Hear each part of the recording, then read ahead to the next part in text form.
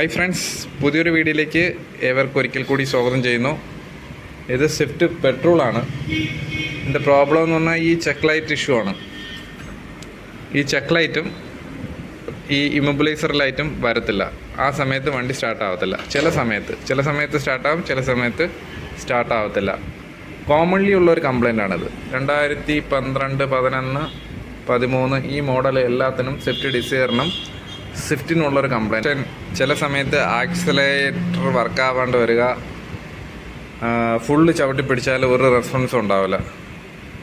അങ്ങനെ ഒരു കംപ്ലൈൻ്റ് ഉണ്ട്. പിന്നെ ഈ ചെക്ക് ലൈറ്റ് വരാത്ത ഇഷ്യൂസും, അങ്ങനെയൊക്കെയാണ് ഇതിൽ കോമൺലി കംപ്ലൈൻറ്റ് വരാറുള്ളത്.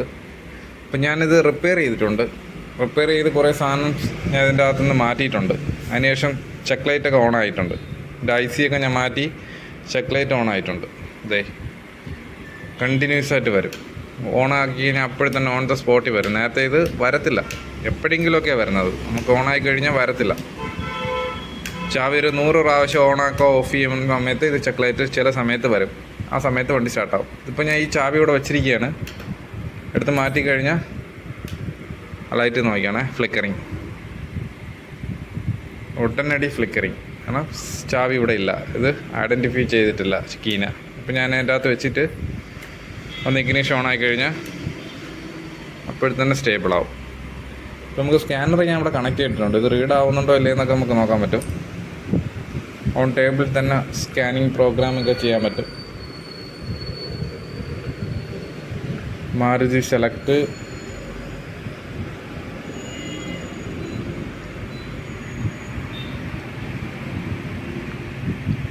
Swift, engine control, K series, read fault code. ഇത്രയും ഫോൾട്ട് കോഡുകൾ വരുന്നുണ്ട്. കാര്യം ഇത് ഓപ്പൺ സർക്യൂട്ട് ആയതുകൊണ്ടാണ്. ഈ ECUവിൽ ഫുള്ള് കണക്റ്റഡ് അല്ല. അത്യാവശ്യമുള്ള വയറുകൾ മാത്രമേ ഇവിടെ കണക്റ്റഡ് ആക്കിയിട്ടുള്ളൂ. അതുകൊണ്ടാണ് ഈ കോഡുകളെല്ലാം വരുന്നത്. നല്ല ഹീറ്റിംഗ് നടക്കുന്നുണ്ട്. റെഗുലേറ്റർ നല്ല ഹീറ്റ് ആവുന്നുണ്ട്. സിസ്റ്റം IC നല്ല ഹീറ്റ് ആവുന്നുണ്ട്. മദർ IC അത്യാവശ്യം ഹീറ്റ് ആവുന്നുണ്ട്.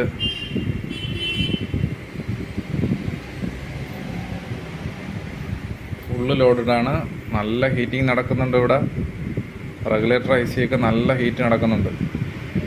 ഇപ്പം നമ്മൾ കോഡ് ഇറേസ് ചെയ്ത് കഴിഞ്ഞാൽ കോഡ് പോകത്തില്ല.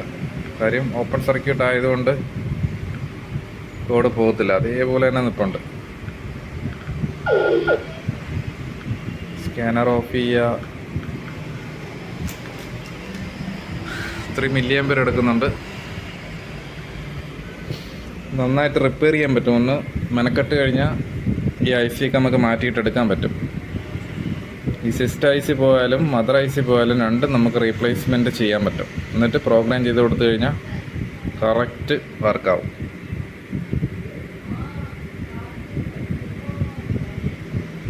EGR IC കൊണ്ടുവിടാം.